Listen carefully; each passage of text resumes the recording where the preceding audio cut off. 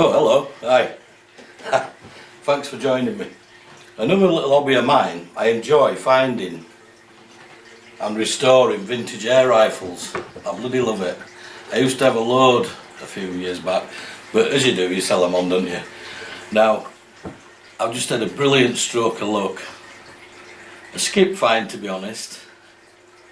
And you'll be thinking, you jammy so-and-so. Because this, ladies and gentlemen, is the iconic HW80 K for carbine. The German powerhouse of the 80s. Now, it's not in a good state. Obviously, we're in a skip.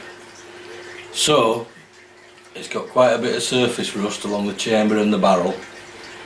It's got a stock screw missing, which is easily replaceable. The rear trigger guard screw's missing. That's not a problem either. The scope's pretty welded on with rust, but I've soaked that in oil. And what I'm going to do is a bit of a restoration project on it. It's 2.2 calibre, so I might even think about changing the barrel down to a 177. I've tried cocking it. Now I'm guessing some lunatic has put one of them Titan or an ox spring in it, and it won't cock fully. The trigger tries to engage the sear, but there must be too much spring in there for it. So some lunatic's obviously done that and then thought they'd knackered the gun because it won't cock. But trying to force one of them ox springs in, you don't need to. The Ouch 80K or the Ouch 80 back in the days it's full on, full power.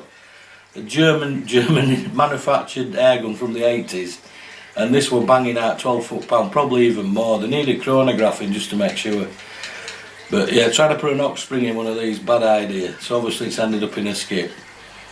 And also it came with a Nico Sterling 3-9x40 gold crown deluxe scope. Way! So that's a period scope as well, from the same time period.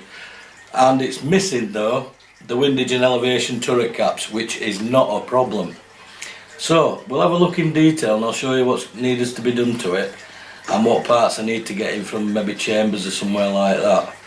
But I'll make a little series out of this, so you'll see it in this state as it was from the skip. I'm not going to mention where I got it from, but I had to strip it down before I could remove it from the premises.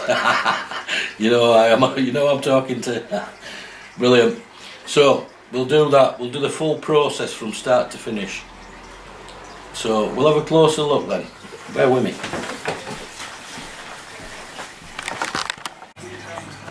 Okay, then we'll have a look at it in detail and see what sort of state it's actually in.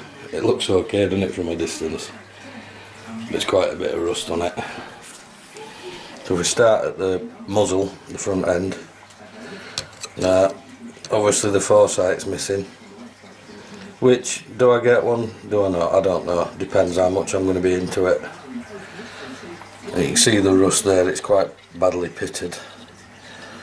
Just around there, look. All the way up. It's going to be a case of some fine wire wool and oil.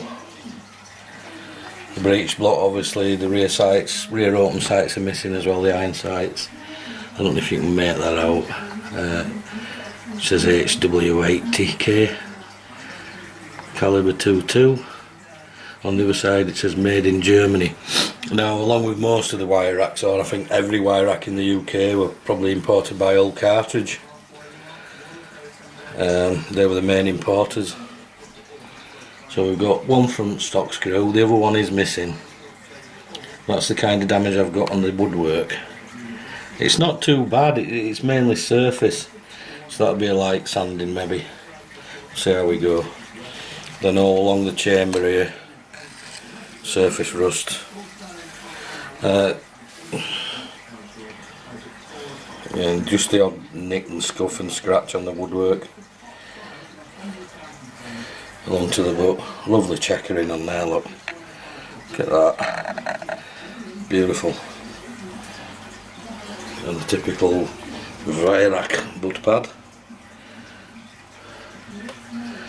Now the Nico Sterling scope, the one-piece mount, the Allen keys that lock the one-piece mount on are actually seized solid, and they're starting to round on the inside, or they have, you know, they're pretty worn. Somebody's had a go at it, so I've just soaked them in oil and I'll just try and get the best fitting Allen key I can and just gently tap away and loosen it off. But yeah, it's a period scope there, isn't it? Nico Sterling Gold Crown Deluxe 3 to 9B40 bonus. So yeah, there's going to be some work involved. I'm going to strip it right down, obviously. I've got to get that spring out. I've got a big G clamp there to put the chamber under pressure while I take the spring out. So yeah, I'm guessing it's a massive bloody aftermarket spring what some lunatics put in there. Tried to cock it and thought they'd actually knackered the rifle, when in fact all they needed to do was just keep the original spring in. Because this thing was a powerhouse, and still is and still will be when it's restored. So that's part one. Part two, it'll all be stripped down, ready for cleaning. Degreasing and cleaning, totally stripped. So join me in part two at some point. Thank you. I'll make it like a little mini series. Cheers. Right guys, welcome back to the HW80 carbine restoration project part 2. Finally stripped it down. The telescopic sight, I had to soak it in oil because the Allen keys had actually gone solid onto the actual into the one-piece mount, and gave them a few taps and got a really good fitting Allen key, and they came loose without any damage.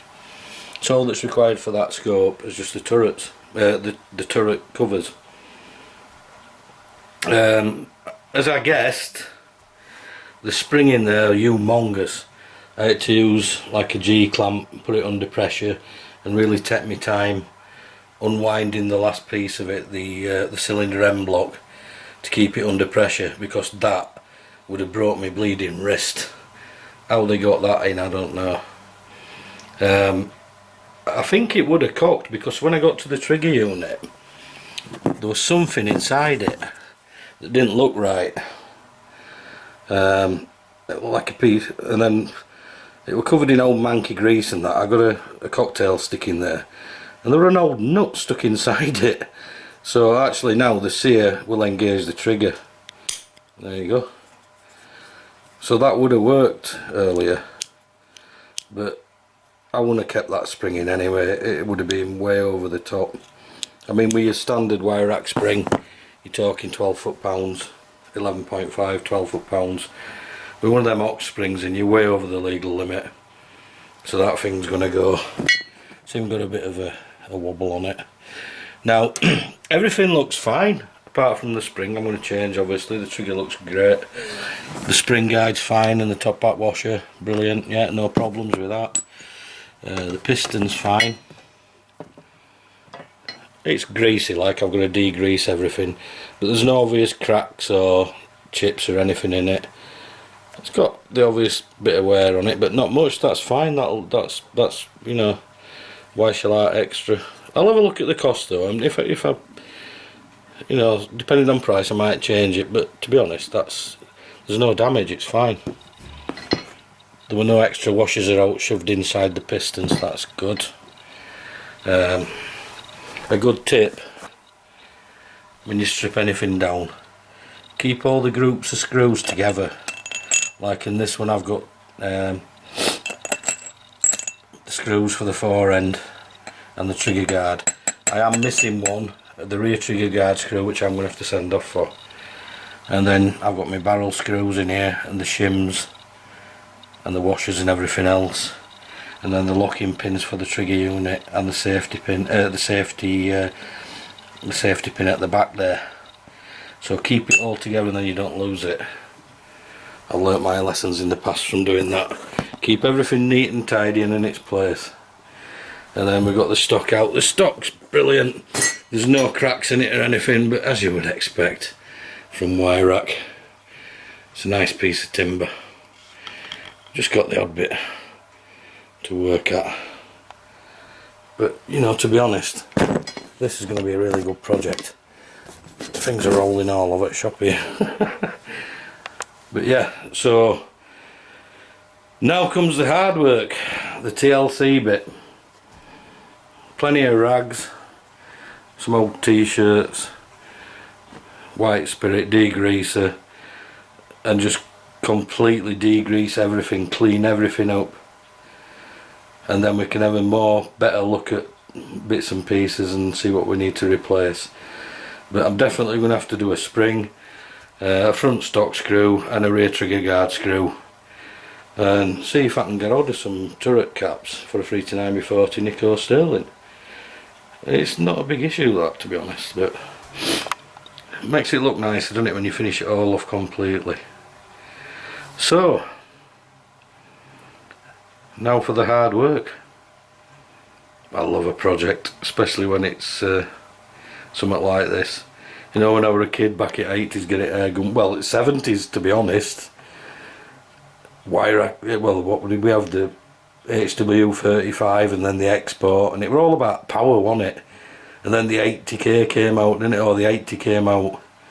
Everybody were obsessed by power back in the 70s and 80s, weren't they?